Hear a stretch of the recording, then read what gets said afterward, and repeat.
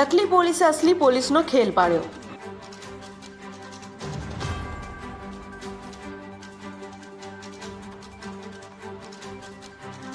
કીમ ગ્રામ્ય પોલીસ મથકમાં નોંધાયેલ હની ટ્રેપ અને નકલી પોલીસ બની તોડ કરવાના ગુનામાં ઝડપાયેલા આરોપીઓએ ખેલ પાડ્યો। કલમના ઉમેરવા પીઆઈએ લાંચ માંગી હતી।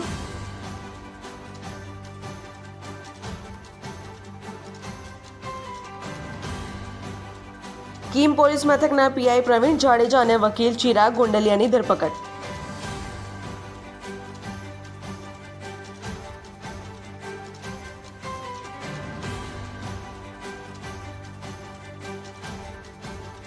રૂપિયા 3 લાખની લાંચ કેસમાં અમદાવાદ એસીબીએ કરી ધરપકડ।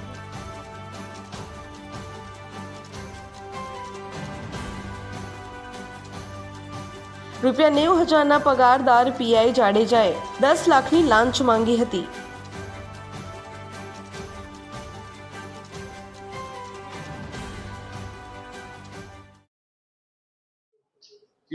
ગત રોજ અમદાવાદ શહેર એસીબી પોલીસ સ્ટેશનને ફરિયાદ મળેલી કે કીમ પોલીસ સ્ટેશનમાં એક હની ટ્રેપ અને ખોટી પોલીસની ઓળખ આપવા સંદર્ભનો ગુનો એક રજીસ્ટર થયેલો, જે અનુસંધાને ફરિયાદીના ભાઈ જેઓ પાસે કીમ પોલીસ સ્ટેશનના પોલીસ ઇન્સ્પેક્ટર પ્રવીણસિંહ જાડેજા તથા એક પ્રજાજન ચિરાગભાઈ ગાંડલિયા જે વ્યવસાય વકીલ છે તેઓ પાસે પ્રથમ 10 લાખ રૂપિયાની માગણી કરેલી અને રકઝકના અંતે 3 લાખ રૂપિયા નક્કી થયેલા, જે 3 લાખ રૂપિયાની લાંચ લેતા એ વકીલ તેમજ પીઆઈ જેઓની ધરપકડ કરેલી છે અને આગળની કાર્યવાહી હાથ ધરવામાં આવી છે।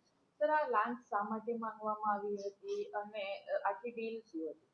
મતલબ જે ગુનો દાખલ થયેલો હતો રૂરલ પોલીસ સ્ટેશનમાં, એ ગુનાના કામે કલમો ઘટાડવી, આરોપીની હેરાનગતિ ન થાય, આ મુજબની જે મદદગારી કરવા એના આવેજ પેટે આ 10 લાખ માંગેલા અને 3 લાખ સ્વીકારેલા। વકીલ એ મિડલમેનની ભૂમિકામાં હતા અને એ પીઆઈ તરફે એમણે ટૂંકમાં જે રકમ નક્કી થઈ એમાં એમનો રોલ હતો। સર, કેસ કયો હતો? કયા કેસમાં? કેસ એક હની ટ્રેપ અને ખોટી પોલીસની ઓળખ આપવાનો એ ફરિયાદીને ભાઈ વિરુદ્ધમાં એવો આક્ષેપવાળો ગુનો દાખલ થયેલો હતો, એનો ગુનો।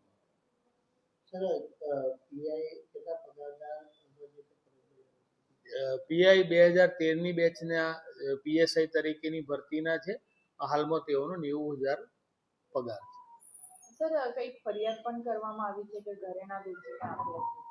હા, એવું અમારા તપાસમાં નથી આવ્યું હાલ સુધી, પણ જો એવું તપાસમાં આવશે તો એ મુદ્દો પણ અમે ધ્યાને લઈશું।